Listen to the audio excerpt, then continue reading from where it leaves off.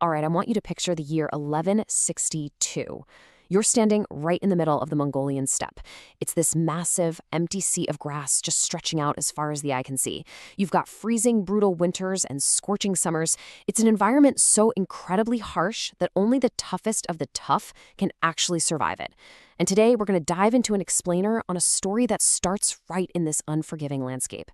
It's an epic tragedy about the unimaginable rise of a newborn who is destined to conquer the globe. Really, this is the ultimate story of survival against extreme adversity. Literally, from his very first breath, his life was completely defined by blood. This boy, who was originally named Temujin, was born clutching a blood clot in his tiny fist. Now, to the local shamans, this wasn't just a coincidence. It was a huge prophecy. They saw it as a clear sign that he was destined for absolute greatness. But honestly, for a long time, that greatness must have felt like a really cruel joke, because his day-to-day reality was just extreme, brutal desperation. And the timeline of his trauma starts incredibly early. At just 9 years old, Temujin's father, who was a clan leader, gets poisoned by his rivals. And out on the steppe, things are ruthless. Instead of rallying around the grieving family, his clan just completely abandons them. So a widow and her young kids are left totally alone. They are quite literally starving, forced to survive on roots, berries, and just whatever they can scrape out of the frozen earth. When you're pushed to that absolute brink, survival instincts just take over everything else. By the time he's 11, the desperation for food is so intense that Temujin actually kills his own half-brother in a fight over a meal. It's an incredibly shocking, tragic moment, but it perfectly highlights a fundamental truth about his whole life. This story is about survival at any conceivable cost. But the trauma doesn't stop there. When he's 16, he gets hit with the final, devastating blow of his youth. His young wife, Berthe, is kidnapped by a rival tribe. Now, in the brutal politics of the steppe back then, a lot of men would just accept the loss, cut their losses, and move on. But this specific event forces Temujin to make a choice that literally alters the world. He flat out refuses to be a victim. Part 1. The refusal to be a victim, moving from survival to empowerment. So, rather than letting the steppe completely crush him, Temujin does the unthinkable. He raises an army, goes after his wife, and actually gets her back. Word of this just spreads like wildfire across the plains, and he takes that intense survival instinct and channels it into building a brand new society. Over the next 20 years, he unites the warring tribes by totally tearing down the old system of bloodlines and constant betrayal. Instead, he builds a strict meritocracy. You got promoted based on how good you were, not who your dad was. He made sure everybody ate by sharing all the loot equally. And clearly remembering his own trauma, he strictly outlawed the kidnapping of women. He basically engineered absolute loyalty. This insane level of loyalty all culminates in the year 1206. There's this massive gathering called the Kurultai, and having finally united all the Mongol tribes, Temujin is given a new title, Genghis Khan, which means the universal ruler. He is 44 years old at this point. And get this, by the time he becomes the universal ruler, he has never even set foot outside of Mongolia. Part 2. The War Machine, an army adapted for survival. So having conquered the steppe, Genghis Khan's finely tuned survival mechanisms start scaling outward. He transforms his traumatized, hardened people into this unstoppable military organism. Just compare the traditional armies of the time with the Mongols. Your standard traditional force relied on slow baggage trains, walled cities, and really heavy, vulnerable supply lines. But the Mongols? Every single soldier was a horseman basically from birth. They carried everything they needed right on their horses. There were no supply lines, no baggage holding them back. They could travel an unbelievable 100 kilometers in a single day, striking at speeds that completely stunned the rest of the world. And their tactics on the battlefield were just revolutionary. These guys could fire arrows with pinpoint accuracy at a full gallop in any direction. But their actual superpower was psychological warfare. They absolutely mastered the false retreat. They pretend to run away in a panic only to draw the enemy into a massive, deadly trap. And when they showed up at a city, they offered a very stark binary choice. Open your gates right now and we'll spare you, or fight back and we will entirely erase you from the earth. Part 3. The World in Flames. Expanding the Tragedy.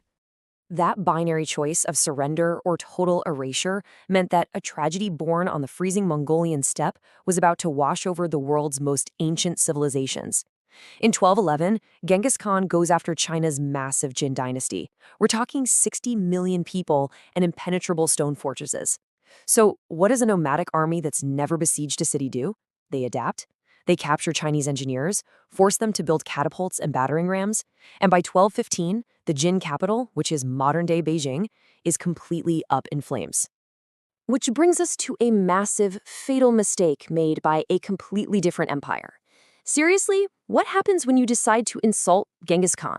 Well, the Khwarezmian Empire, which was this incredibly wealthy Islamic civilization spanning modern Iran and Afghanistan, made exactly this error.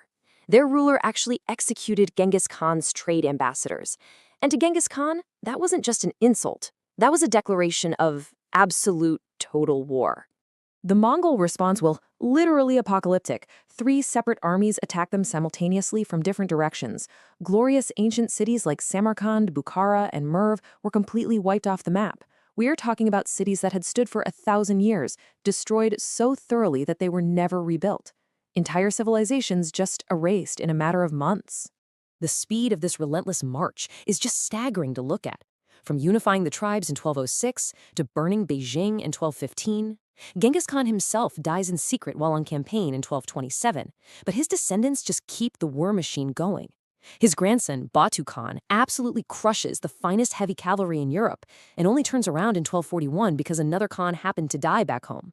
The scale of this conquest, sweeping across 24 million square kilometers, is truly hard to wrap your head around. Then, in 1258, another grandson, Hulagu Khan, sacked the city of Baghdad. The very center of the Islamic Golden Age was destroyed in mere days. The Mongols emptied the grand libraries into the Tigris River, and eyewitnesses from the time wrote that the river literally ran black with the ink of centuries of priceless scientific, mathematical, and philosophical knowledge. In just one single week, an entire Golden Age was completely snuffed out. To really put the cost of this extreme survival story into perspective, historians estimate that up to 40 million people died during the Mongol conquests. That is 10% of the entire human population at the time. Literally 1 out of every 10 people on planet Earth completely erased, and all driven by the ambition of a man who just refused to starve on the freezing steppe. Part 4. A paradoxical legacy. Rising from the ashes of civilization. But, history is rarely simple, is it? The unprecedented devastation left behind by the Mongol Empire actually acted as fertilizer for the modern world. Under Kublai Khan's Yuan dynasty, the Silk Road was totally rebuilt. For the very first time, travelers like Marco Polo could journey safely across all of Asia. This incredible unified network spread Chinese gunpowder, papermaking, and printing to the West, which literally sparked the European Renaissance and the scientific revolution. But, tragically, those exact same highly efficient trade routes also transported the bubonic plague, the Black Death, which ended up killing 1/3 of Europe. And that right there is the ultimate contradiction of Genghis Khan. As the destroyer, he's responsible for 40 million deaths, erased cultures, and the spread of a horrific plague. But as the architect, he set up the first international postal system, he guaranteed religious freedom across his empire, abolished torture, and unified the East and West under a single written legal code. It's a massive paradox. As the quote goes, whether you call him a monster or a genius, there has never been anyone like him. Built in a single human lifetime, the largest contiguous land empire in history was forged by a starving, deeply traumatized boy who just absolutely refused to die. It really is an unparalleled epic of extreme survival. Which leaves us with a final, pretty heavy question to think about. Does extreme trauma forge the greatest monsters or the greatest architects?